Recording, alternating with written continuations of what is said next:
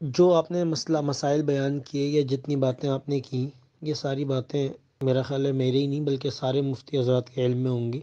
Taxes کے نظام کو ہم بخوبی جانتے ہیں، کون سے ڈائریکٹ ٹیکسز ہیں، کون سے انڈائریکٹ ہیں، یہ ساری تحقیق ہماری بھی ہے۔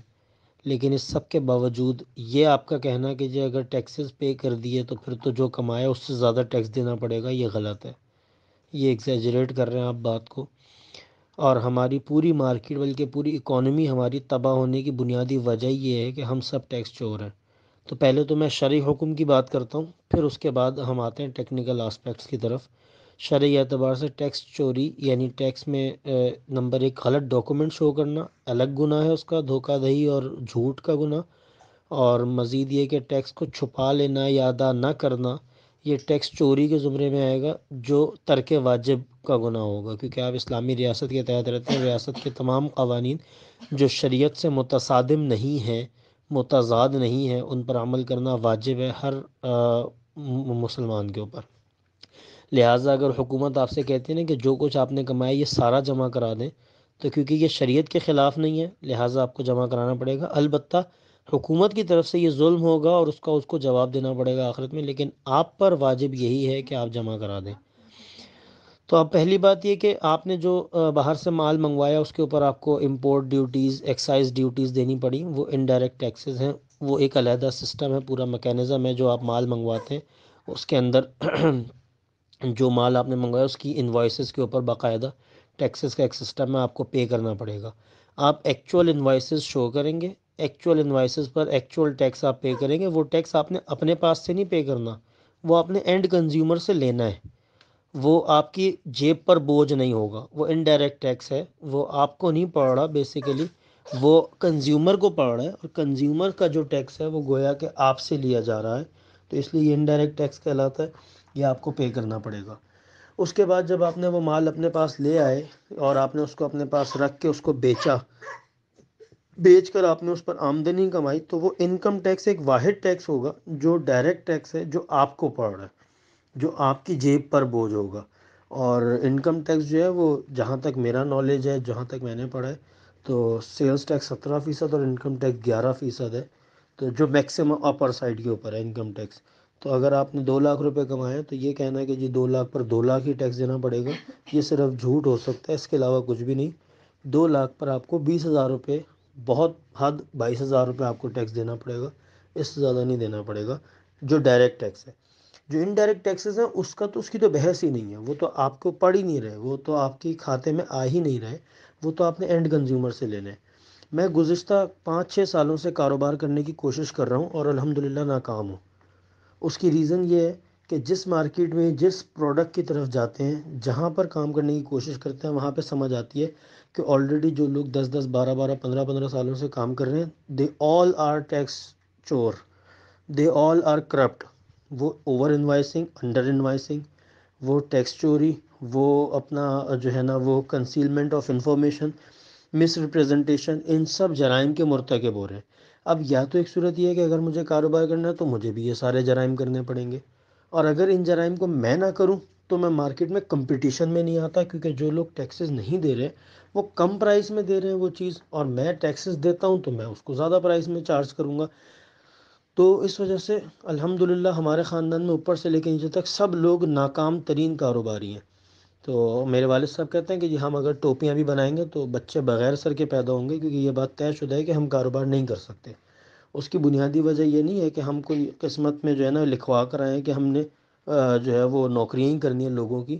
بنیادی وجہ یہ ہے کہ ہم ہمیشہ کوشش کرتے ہیں بھائی اپ ٹو دا اسٹینڈرڈ، لا کے مطابق، قانون شریعت یہ ساری چیزیں دیکھ رہے ہوتے ہیں، اور عام آدمی ان میں سے کچھ بھی نہیں دیکھ رہا ہوتا، وہ صرف دیکھ رہا ہوتا ہے 2+2 ہونے چاہیے بس۔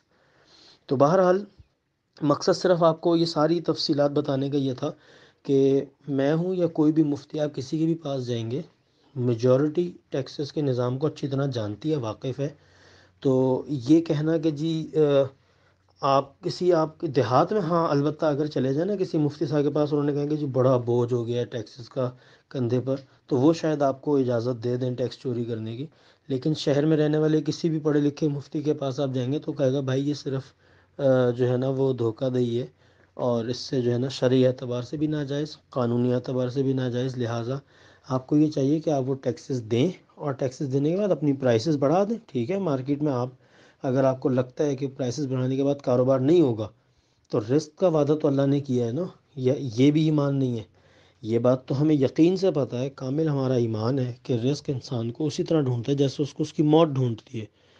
تو لہٰذا اگر رزق آپ کا متعین ہے تو آپ کو ٹینشن کس بات کی ہے؟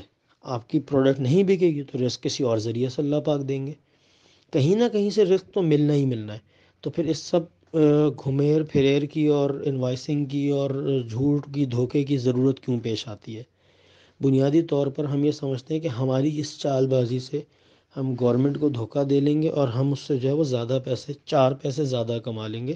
یہ غلط فہمی ہے. کمائیں گے آپ اتنا ہی جتنا آپ کے مقدر میں ہے، یا کوئی بھی کاروباری کسی بھی سیکٹر کا ہو، وہ اتنا ہی کمائے گا جتنا اس کے مقدر کا ہے، جتنا اس کے بچوں نے کھانا ہے. اب اس کے پاس دونوں آپشن ہیں، ایک یہ ہے کہ جائز طریقے سے کما لے، لیگل طریقے سے کما لے، ایک یہ ناجائز طریقے سے اور اللیگل طریقے سے کما لے.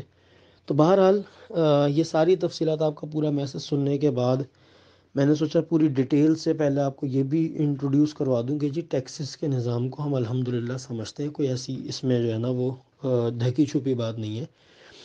اب رہی آخر میں یہ بات، آپ نے کہا ہم زکوٰۃ علیحدہ سے پے کرتے ہیں، صدقات بھی دیتے ہیں.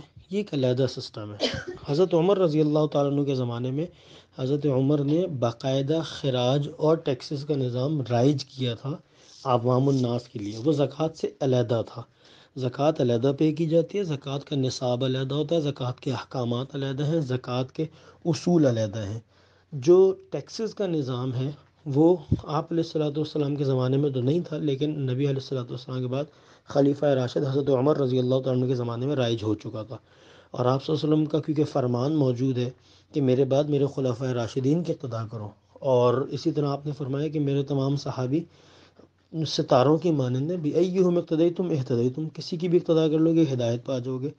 تو صحابہ کرام کا قول اور فعل اور عمل ہمارے لیے اسی طرح دلیل و حجت ہے جس طرح نبی علیہ الصلوۃ والسلام کا قول. کیونکہ حضرت عمر رضی اللہ تعالیٰ عنہ 70 مسائل ایسے تھے جن پر اجماع صحابہ قائم کروا دیا، تو وہ اسی طرح ہمارے لیے دلیل بن گئے جیسے کہ قرآن کریم. تو کوئی بھی بندہ یہ نہیں کہہ سکتا کہ tax is not the part of Islamic jurisprudence یا اسلامک رولنگس. اسلام بالکل جیسے زکوٰۃ کا نظام دیتا ہے ایسے ٹیکس کا بھی نظام دیتا ہے. جو لوگ یہ کہتے ہیں کہ جو ٹیکس چوری جائز ہے، بعض ایسے بھی آپ کو ملیں گے الحمدللہ مارکیٹ میں لوگ جو کہیں گے کہ جی ٹیکس چوری جائز ہے، یہ تو گورنمنٹ کی طرف سے ظلم ہے. کوئی ظلم نہیں ہے. گورنمنٹ 100% نہیں لیتی. آپ جو کماتے ہیں اس کی ایک ڈائریکٹ ٹیکسز جو ہوتے ہیں وہ اس کی ایک پرسنٹیج ہوتی ہے کہ آپ نے جتنا کمایا اس کا 11%، 10%، 15% آپ اس کو گورنمنٹ کو دینا ہے. اور جو انڈائریکٹ ٹیکسز ہیں اس کی تو بحث ہی نہیں ہے، کیونکہ وہ انڈائریکٹ ٹیکسز آپ کی جیب پر بوجھ نہیں ہوتے ہیں جہاں تک میں نے ٹیکسیشن کو پڑھا ہے. بہرحال امید کرتا ہوں کہ ساری تقریر کے بعد آپ کو سارے میکینزم کی بھی سمجھ آ گئی ہوگی اور شریعہ رولنگز کی بھی سمجھ آ گئی ہوگی کہ جیسے زکوٰۃ کے لیے رولنگ ہے، جیسے صدقات کے لیے رولنگ ہے، اسی طرح ٹیکس کے لیے علیحدہ سے رولنگ ہے. اور ہم سب کو بینگ اے مسلم ہمیں اس کو فالو کرنا ضروری اور واجب ہے ہمارے اوپر. جزاک اللہ. السلام علیکم ورحمۃ اللہ وبرکاتہ.